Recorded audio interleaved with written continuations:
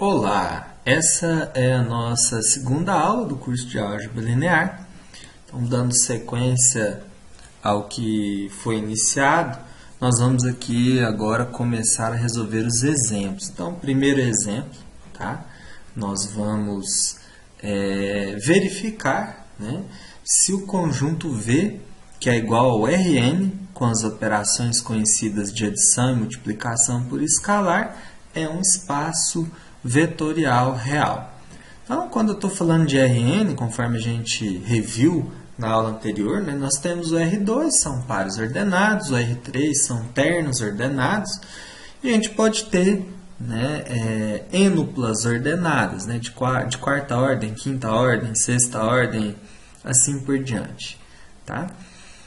Enfim, então aqui a gente vai verificar cada axioma. Então, quando a gente quer demonstrar que um conjunto é um espaço vetorial, nós verificamos a validade de cada axioma. Então, axioma por axioma, a gente vai demonstrar. E demonstrar que o axioma é válido, para demonstrar não basta você pegar valores particulares, né, vetores em particular. Porque quando você faz isso, você mostra para aquele caso, mas você não mostra para qualquer elemento do conjunto. Então, a gente generaliza, né? E esse processo de generalização consiste em trabalhar com letras. Tá? É isso mesmo, com letras. Então, o nosso primeiro axioma, né, é a operação de adição estar definida, né? Ou seja, dados dois elementos U e V, a soma deles também tem que ser um elemento de V. Então, vamos considerar que o elemento U seja um vetor com os componentes U1, U2 e UN, e que o elemento V tenha as componentes V1, V2 e Vn. Aqui, pessoal, eu estou usando a própria letra U para facilitar e usando os índices para indicar a ordem.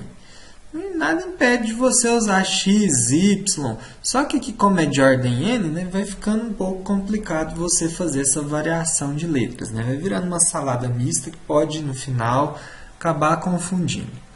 Bom, quando eu somo esses dois elementos, né, lembrando que nós estamos trabalhando com as operações conhecidas de adição e de multiplicação. Quando eu somo esses dois elementos, eu vou ter um vetor que tem componentes U1 mais V1, U2 mais V2, o N mais Vn. Continua sendo um vetor de ordem N, portanto, é um elemento de V. Esse axioma está satisfeito. Esse conjunto é fechado em relação à operação de adição.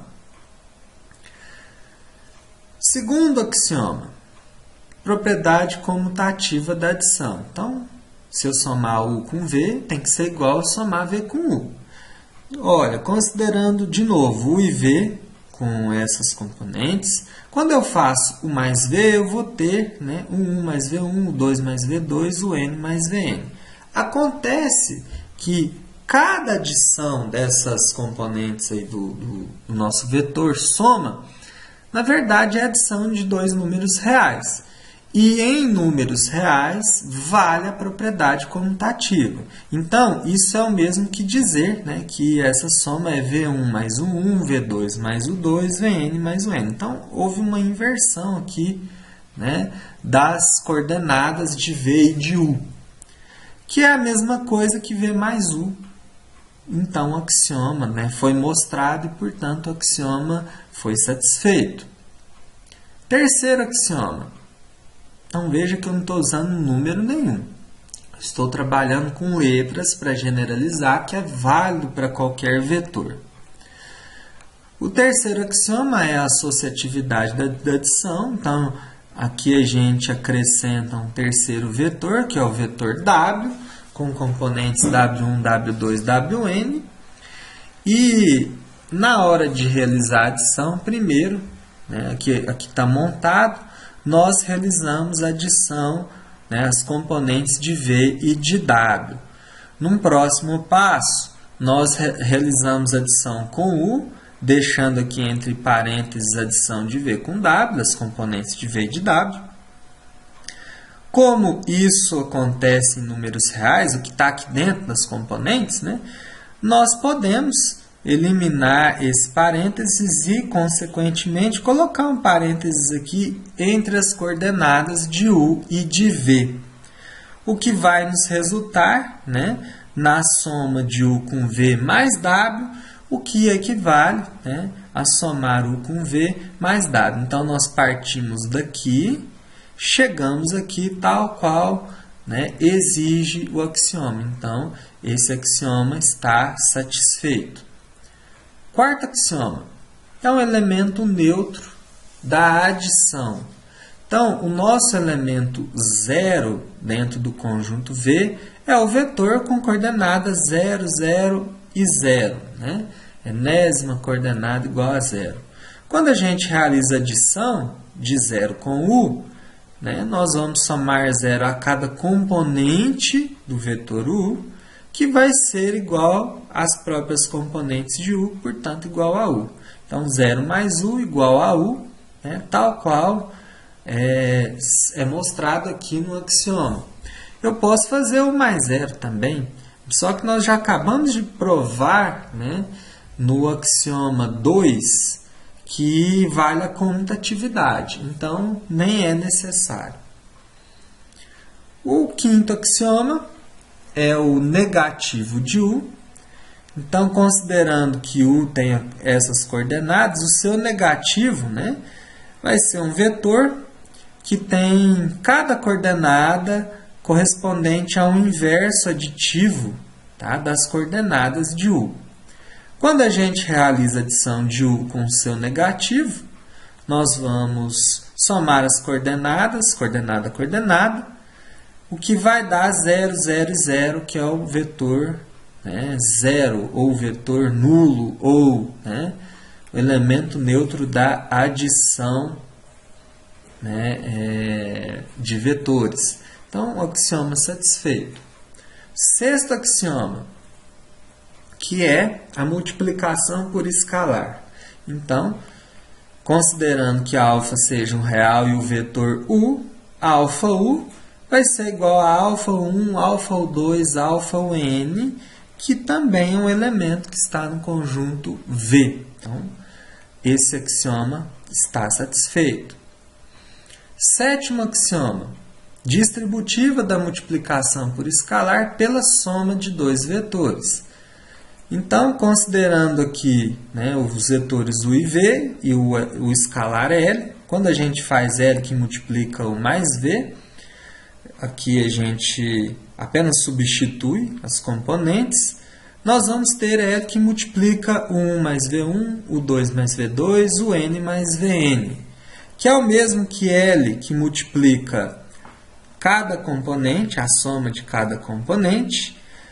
Aqui dentro, em cada componente, a gente tem a distributiva, tá, de um número em relação à adição de outros dois.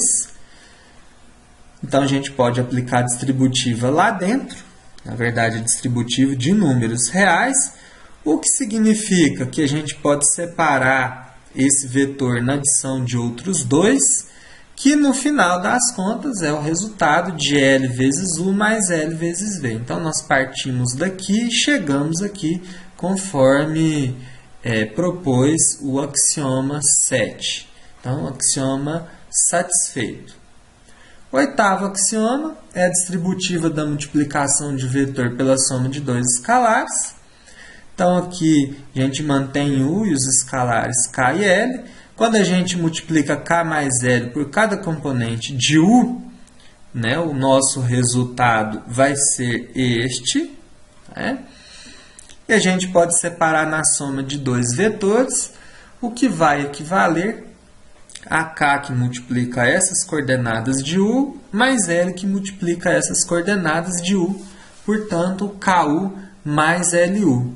Então, está aqui nosso oitavo axioma satisfeito. Né? Demonstramos que ele é válido para qualquer vetor e quaisquer escalares. É isso que a gente está fazendo em cada axioma.